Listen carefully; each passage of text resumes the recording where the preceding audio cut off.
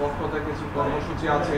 PR পদ্ধতিতে জাতীয় নির্বাচনের আয়োজন ও জুলাই সনদের আইনি ভিত্তি নিশ্চিত করে জুলাই সনদ বাস্তবায়নসহ ৫ দফা দাবিতে দ্বিতীয় ধাপে ১২ দিনের যুগপৎ কর্মসূচি ঘোষণা করেছে বাংলাদেশ জামায়াতে ইসলামী। মঙ্গলবার ৩০ সেপ্টেম্বর দুপুরে মগবাজারের আল ফালাহ মিলনায়তনে সংবাদ সম্মেলনে জামায়াতে ইসলামীর সেক্রেটারি জেনারেল মিয়া গোলাম পরোয়ার এই কর্মসূচি ঘোষণা করেন।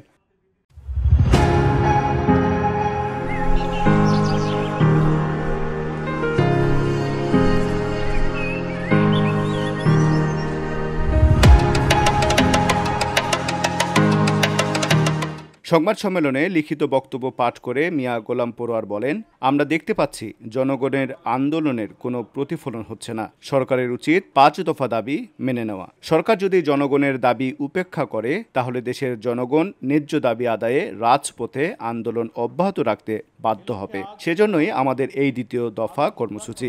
জামায়াত ইসলামী বরাবরই জুলাই জাতীয় সনদকে আইনগত ভিত্তি দেওয়ার বিষয়ে জোরালো ভূমিকা পালন করে আসছে।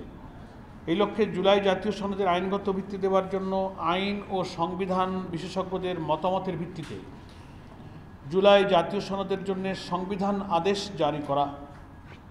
দ্বিতীয়ত, এই সনদের অধিকতর আইনি ভিত্তি দেওয়ার জন্য নির্বাচনের পূর্বেই গণভোট প্রদান করে জুলাই সনদ বাস্তবায়ন করা।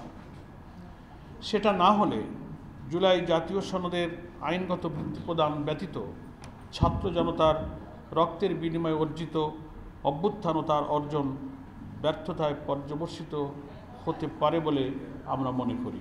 তিনি বলেন, ৫ দফা দাবি আদায়ে আন্দোলনের দ্বিতীয় ধাপে আমাদের কর্মসূচি হচ্ছে ১ অক্টোবর থেকে ৯ অক্টোবর পর্যন্ত ৫ দফা গণদাবির পক্ষে জনমত গঠনের লক্ষ্যে গণসংযোগ, ১০ অক্টোবর ঢাকায় ও বিভাগীয় শহরে গণমিছিল, ১২ অক্টোবর জেলা প্রশাসকের কাছে স্মারকলিপি প্রদান। সরকার যদি জনগণের যৌক্তিক দাবি উপেক্ষা করে এবং বিদ্যমান সমস্যার দ্রুত সমাধান না করে তাহলে দেশের জনগণ তাদের ন্যায্য দাবি আদায়ের জন্যে রাজপথে আন্দোলন অব্যাহত রাখতে বাধ্য হবে।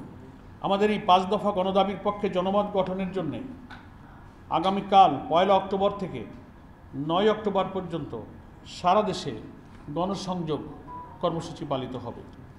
১২ অক্টোবর সারা দেশে জেলা প্রশাসকের মাধ্যমে আমরা স্মারকলিপি পেশ করব।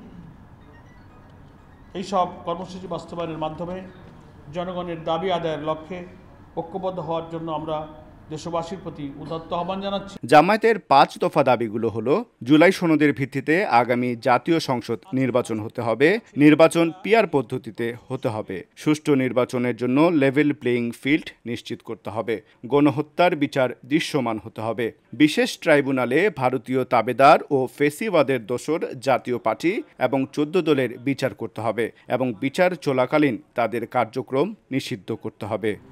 এ লক্ষ্যে আজ চলমান আন্দোলনকে আন্নুর রাশাদ, ভিওডি বাংলা, ঢাকা। সমীচীন নয়, উনি দেশে ফিরে আসুন।